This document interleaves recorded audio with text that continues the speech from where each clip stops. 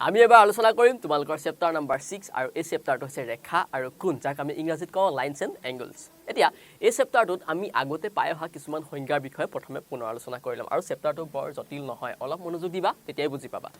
এটা চোৱা আমি লৈ অহা প্ৰথম সংজ্ঞাটো হৈছে ৰেখাখণ্ড যাক আমি ইংৰাজীত কওঁ লাইন সেগমেন্ট তা লাইন সেগমেন্ট বা ৰেখাখণ্ডনো কি চোৱাচোন আমি এইবিলাক আগতে পাইছিলো হলো এবাৰ পুনৰ চাই লওঁ চোৱা এডাল ৰেখাৰ দুটা প্ৰান্ত বিন্দু থকা অংশ এটাকে ৰেখাখণ্ড বোলে যদি এডাল ৰেখা থাকে আৰু সেই ৰেখাডালত যদি দুফাল দুটা আমি প্ৰান্ত বিন্দু দি দিওঁ তেনেহলে সেই ৰেখাডালক আমি কি বুলি কম ৰেখাখণ্ড বুলি কম চাচোন তলত এডাল ৰেখা আছিল প্ৰথমে এডাল ৰেখা আছিল আৰু এই ৰেখাডালক আমি কি কৰিলো এইফালে এটা প্ৰান্ত বিন্দু এ আৰু এইফালে এটা প্ৰান্ত বিন্দু বি দি দিলো প্ৰান্ত বিন্দু মানে বুজি পাইছানে এন্ডিং পইণ্ট আসলতে একেবাৰে মুৰে মুৰে থকা বিন্দু কিটা আৰু তেতিয়া এই এ বি কি বুলি কম তেনেহলে আমি এতিয়া এ বি আমি কম এডাল ৰেখাখণ্ড এটা চোৱা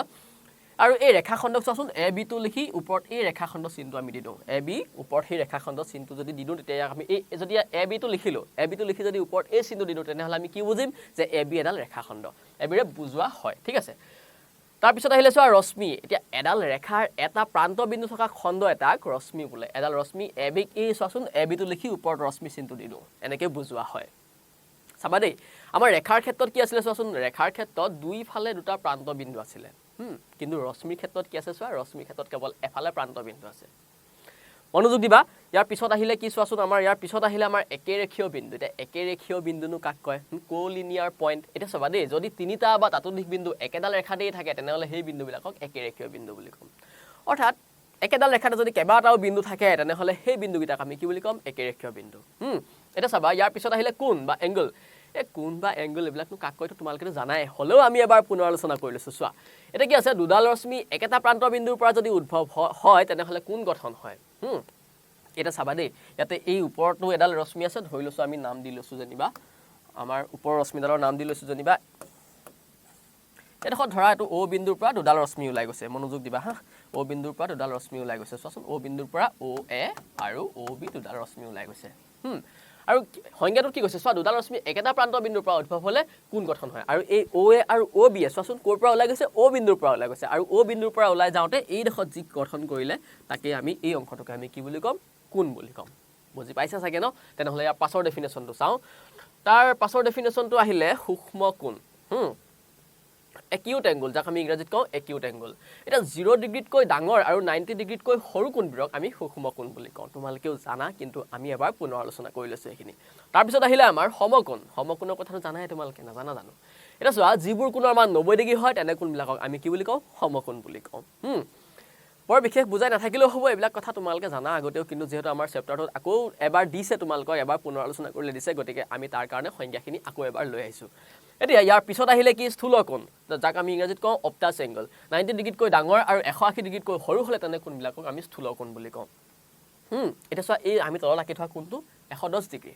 ই কি হৈছে 90 ডিগ্ৰীতকৈ ডাঙৰ হৈছে কিন্তু 180 ডিগ্ৰীতকৈ আকৌ সৰু হৈছে গতিকে আমি ইয়াক কি বুলি ক'ম স্থূল কোণ বা অবটাছ এংগল বুলি ক'ম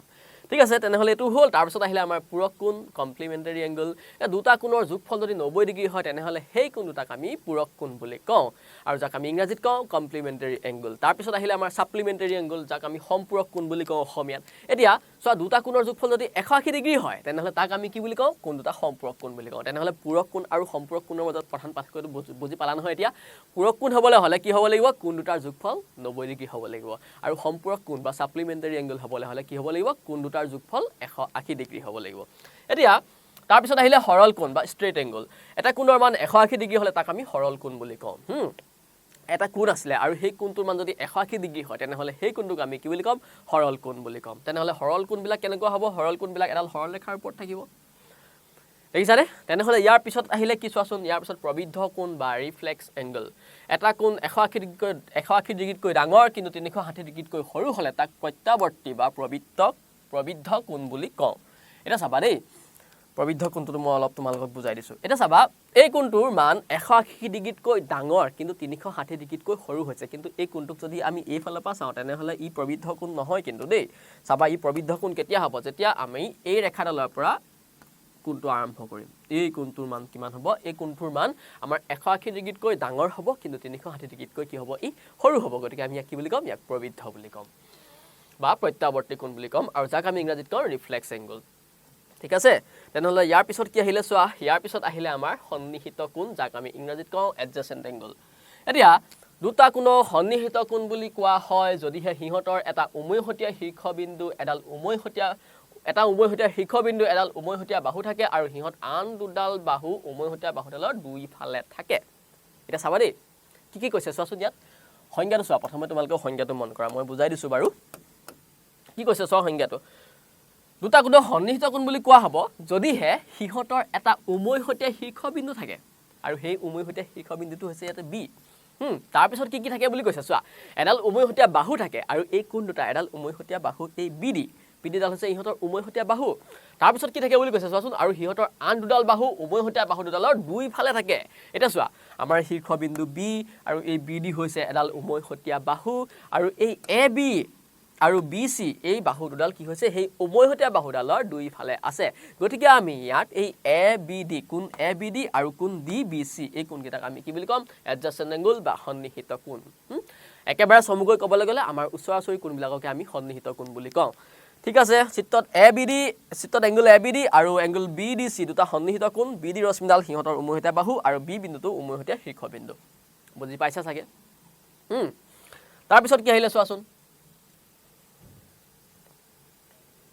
তাৰপিছত আহিলে বিপ্ৰতীপ শীৰ্ষক কোণ যাক আমি ইংৰাজীত কওঁ অপজিট এংগল বা বিপ্ৰতীপ শীৰ্ষক বুলি নকলেও পঢ়িব পাৰা তোমালোকে বিপ্ৰতীপ কোণ বুলি ডাইৰেক্টও ক'ব পাৰা সাধাৰণতে আমি ইয়াক বিপ্ৰতীপ শীৰ্ষক কোণ বুলি নপঢ়োৱে আমি ডাইৰেক্ট ইয়াক বিপ্ৰতীপ কোণ বুলিয়ে কৈ থওঁ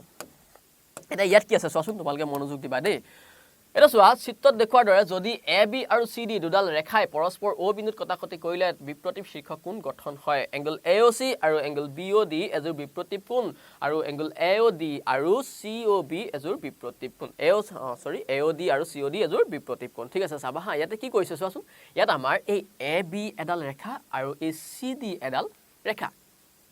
আৰু এই এ বি আৰু এই চি ডিয়ে পৰস্পৰে ক'ত কটাকটি কৰিছে চোৱা এই এ বি আৰু চি ডিয়ে আমাৰ পৰস্পৰ এই অ বিন্দুত কটাকটি কৰিছে নহয়নে আৰু এই অ বিন্দুত কটাকটি কৰোঁতে এই মুখামুখিকে যিমানবিলাক কোণ উৎপন্ন হৈছে সেই কোণবিলাকে এটা আনটোৰ বিপ্ৰতীপ শীৰ্ষক কোণ বা আমি ইংৰাজীত কওঁ কি অপজিট এংগল এটা চাবা দেই আমাৰ ইয়াতে বিপ্ৰতীপ কোণকেইটা কি হ'ব চোৱাচোন এংগল এ অ চি আৰু বি অ ডি এযোৰ বিপ্ৰতীপ কোণ চোৱা এংগল এ অ চি ক'ত আছে এ অ চি আৰু বি অ ডি এই ফালৰ কোণকেইটা বিপ্ৰতীপ কোণ মানে এই ফালৰ কোণযোৰ কি হ'ব এইযোৰ কোণ এযোৰ বিপ্ৰতীপ কোণ অৰ্থাৎ মুখামুখি কোণবিলাক বিপ্ৰতীপ কোণ বা অপজিট এংগল তাৰপিছত আকৌ কি হ'ল চোৱাচোন মই কালাৰটো চেঞ্জ কৰি দিওঁ এতিয়া ইয়াৰ পিছত কি আহিলে চোৱা ইয়াৰ পিছত আহিলে আমাৰ এংগল এ অ ডি এই কোণটো চোৱাচোন এংগল এ অ ডি এই কোণটো চোৱা এ অ ডি তেনেহ'লে এই এ অ ডি বিপ্ৰতীপ কোণ কি হ'ব এ অ ডি বিপ্ৰতীপ কোণ হ'ব এংগল চি অ বি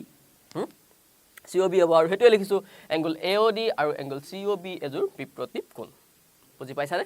আমি এই খণ্ডটিত এই ডেফিনেশ্যনখিনি আলোচনা কৰিলোঁ তোমালোকৰ এইবিলাক বৰ জটিল নহয় তোমালোকে আগতেও পাই আহিছা যদি তোমালোকে পাহৰি গৈছিলা আমাৰ এই ভিডিঅ'টো চোৱাৰ পিছত এই আটাইবিলাক সংজ্ঞা বা আটাইবিলাক ডেফিনেশ্যন তোমালোকৰ মনলৈ আহিব আৰু অনুশীলনীৰ প্ৰশ্নবিলাকৰ কাৰণে তোমালোকে আমাৰ পাছৰ ভিডিঅ'বিলাক চাই থাকা